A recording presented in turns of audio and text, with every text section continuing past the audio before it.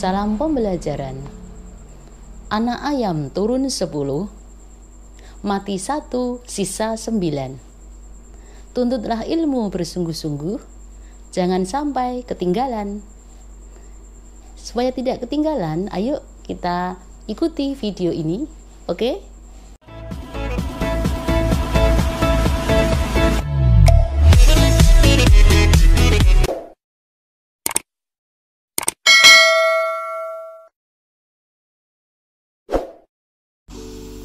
Assalamualaikum warahmatullahi wabarakatuh. Selamat berjumpa kembali dalam pembelajaran biologi. Kali ini kita akan mempelajari tentang materi biologi SMA kelas 11 semester 1, yaitu tentang struktur dan fungsi jaringan pada tumbuhan. Tujuan pembelajaran: 1. Mengidentifikasi berbagai jaringan pada tumbuhan. 2. Menyebutkan struktur dan fungsi berbagai jaringan tumbuhan. Dan 3. Membandingkan struktur akar dan batang tumbuhan dikotil dan tumbuhan monokotil.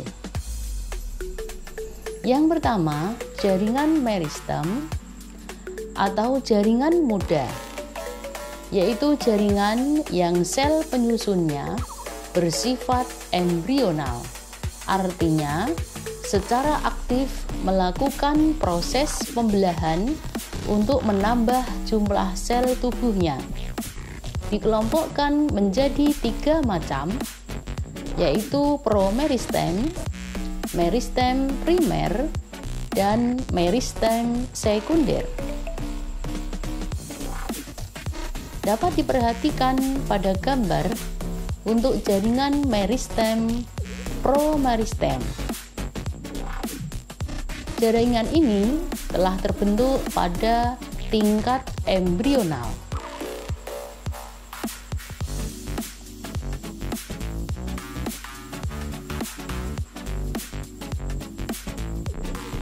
Berikutnya meristem primer. Yang tampak di gambar adalah di bagian ujung akar, merupakan perkembangan dari promeristem yang sel-selnya terus membelah untuk pertumbuhan memanjang.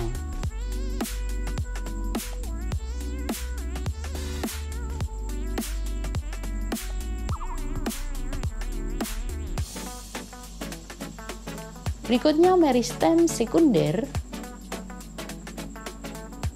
yaitu jaringan dewasa yang menjadi embrional kembali, yang misalnya terjadi pada kambium dan kambium gabus.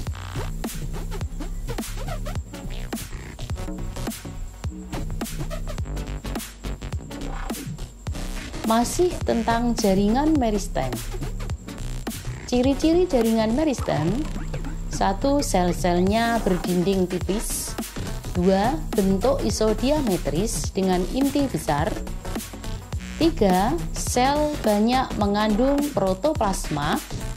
Dan 4. Tidak memiliki vakuola untuk cadangan makanan. Dapat diperhatikan di gambar lokasi meristem pada tumbuhan dikotil: 1 pada ujung batang, 2 tunas batang, dan 3 kambium interkalar pada gambar berikutnya nanti diperlihatkan, dan 4 pada ujung akar.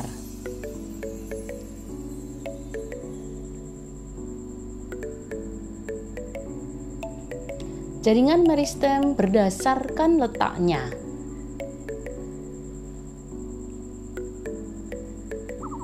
Bagian-bagiannya dapat diperhatikan. Yang pertama, meristem apikal untuk pertumbuhan memanjang pada ujung batang. 2. Meristem lateral atau samping untuk pertumbuhan lateral, yaitu pada kambium. 3. Meristem interkalar, pemanjangan batang monokotil. dapat diperhatikan nomor 3 dan nomor 4, yaitu meristem apikal pada pemanjangan yang letaknya di ujung akar. Setelah jaringan meristem, yaitu yang kedua, jaringan dewasa. Jaringan dewasa adalah jaringan meristem yang telah mengalami diferensiasi dan spesialisasi sehingga struktur selnya berbeda-beda. Macam-macam jaringan dewasa: 1. Jaringan penutup, yaitu epidermis; 2. Jaringan dasar, yaitu parenkim; 3. Berkas pengangkut, disebut juga dengan ikatan pembuluh; dan 4. Jaringan penguat. Kita bahas satu persatu. Yang pertama, kita perhatikan jaringan dewasa di daun. Dapat ditemukan epidermis, ada epidermis atas dan bawah. Kemudian jaringan penguat ditemukan di pertulangan daun. Kemudian jaringan pembuluh atau ikatan pembuluh xilem dan phloem juga pada pertulangan daun. Dan jaringan parenkim atau di sana palisade atau jaringan tiang yang bentuk selnya tidak beraturan, dan di sana banyak ditemukan kloroplas.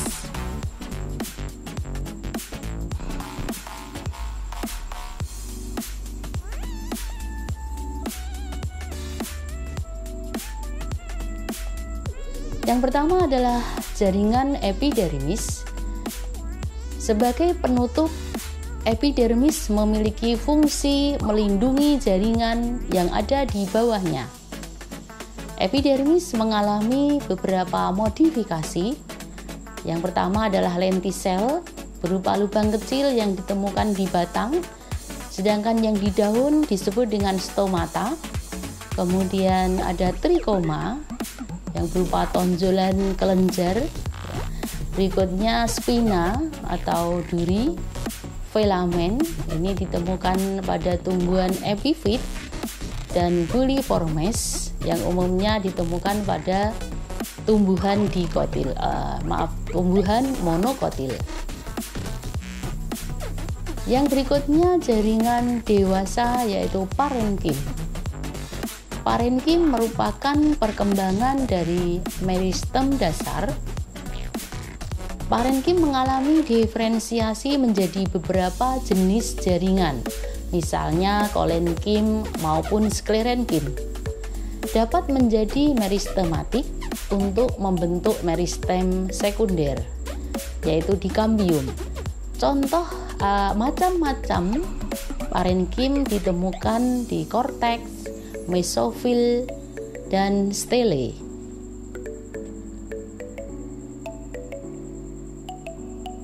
Dapat diperhatikan parenkim ditemukan bagian korteks, yaitu pada parenkim batang, kemudian parenkim daun di mesofil daun yang berupa palisade dan spon atau jaringan tiang dan jaringan bunga karang.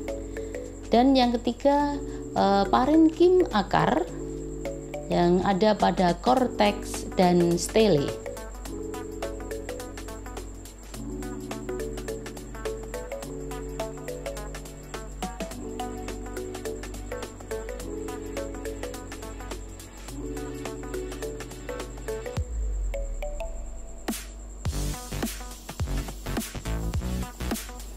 Selanjutnya, jaringan dewasa berikutnya, ikatan pembuluh atau jaringan pembuluh terdiri dari xilem dan phloem.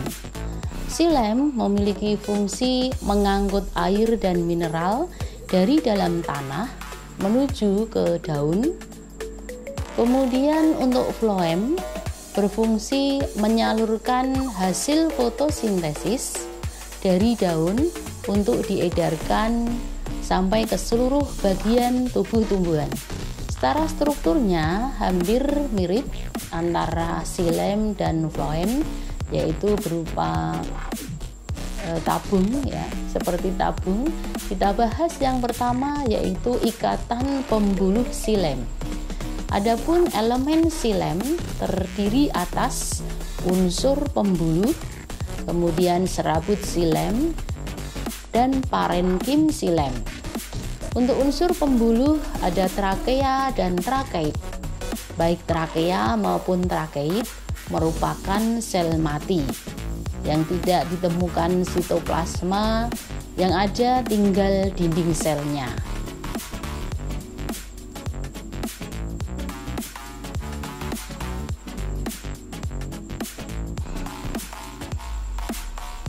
Berikutnya ikatan pembuluh floem. Adapun elemen floem terdiri atas unsur-unsur tapis, kemudian sel penggiring, 3 serabut floem, 4 sklerate, dan 5 parenkim floem. Adapun serabut floem memiliki peranan memberikan sokongan pada tubuh tumbuhan, sedangkan parenkim floem berperanan menyimpan cadangan makanan. Masih tentang jaringan dewasa, yaitu jaringan penguat yang terdiri atas kolenkim dan sklerenkim. Kolenkim mengalami penebalan selulosa pada sudut-sudutnya. Dapat diperhatikan pada gambar. Kolenkim memiliki peranan sebagai penyokong bagian tumbuhan muda yang sedang tumbuh dan pada tumbuhan herba. Yang kedua adalah sklerenkim. Selnya mengalami penebalan lignin secara merata. Fungsinya yaitu menguatkan bagian tumbuhan yang sudah dewasa dan melindungi bagian lunak pada sebelah dalam.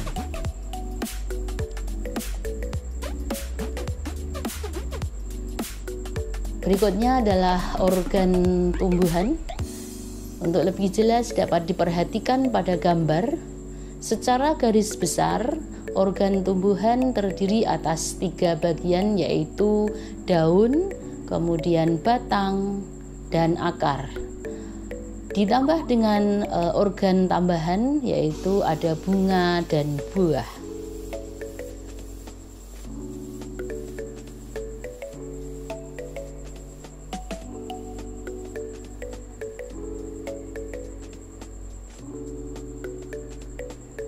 Kita bahas satu persatu dari organ tumbuhan. Yang pertama adalah daun. Kita amati daun dikotil yang dilakukan ada pemotongan secara melintang. Dapat kita amati bagian-bagiannya di sana. Secara struktur anatomi dapat diperhatikan mulai dari bagian epidermis atas sampai epidermis bawah. Di sana di daerah mesofil daun, seperti yang sudah disampaikan tadi, ada sel-sel parenkim dan sel-sel spon atau bunga karang, yang di sana banyak ditemukan kloroplas untuk fotosintesis. Organ tumbuhan berikutnya adalah batang. Nah, di akhir video ini diminta untuk ada diskusi tentang perbedaan struktur batang monokotil dengan struktur batang dikotil secara anatomi atau secara struktur dalam pada tubuh tumbuhan.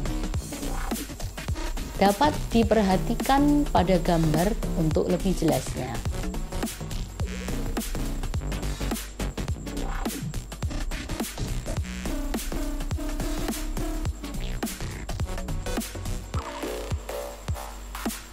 Nah, terakhir organ tumbuhan akar. Pada kalian juga diminta untuk diadakan diskusi tentang perbedaan struktur akar pada tumbuhan monokotil dan tumbuhan dikotil.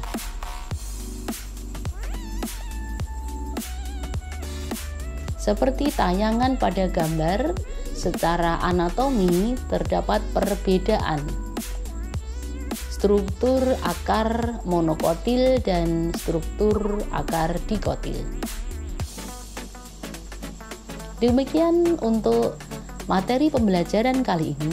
Sampai jumpa di video selanjutnya dan terima kasih.